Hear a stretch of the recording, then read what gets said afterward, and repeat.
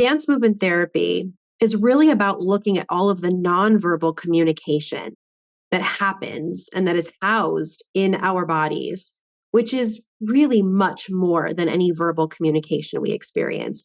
We don't even learn to talk for the first few years if we're on that typical development track.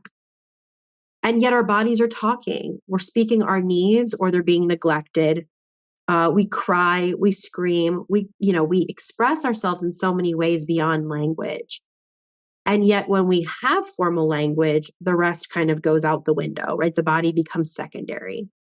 So for me, dance movement therapy is using body. It's using body awareness. It's using movement. It's using aspects of dance, mindful, bodyful presence in order to regulate, in order to integrate, in order to be able to express ourselves more fully so that ideally we can change these habits that are maladaptive, ultimately allowing us to recover, right? Or to move through places of hardship and challenge.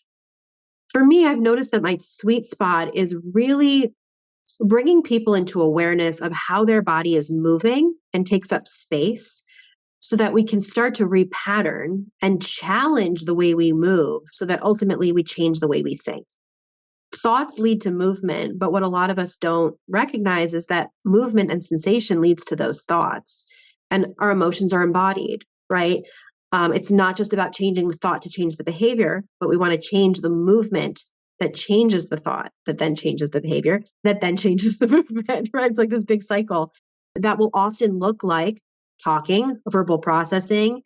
And I will invite in opportunity for us to validate, acknowledge the movement patterns and habits that are present, and then allow us to interrupt them, right? So sometimes that looks like having someone, I don't want to say act out in terms of drama, but embody their story, right? So you can either do it verbally and through movement, or maybe we just do it through movement alone. Show me what you're experiencing if words were not present. And then we can do it once or twice, kind of ingraining that movement habit or pattern, that story into our body.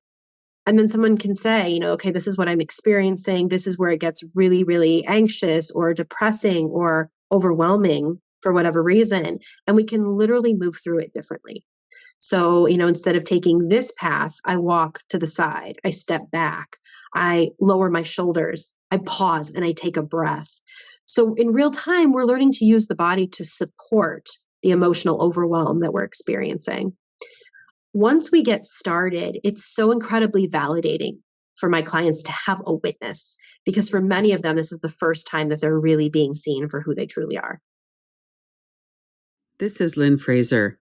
Join us for the 2024 Radical Recovery Summit, January 12th to 21st. RadicalRecoverySummit.com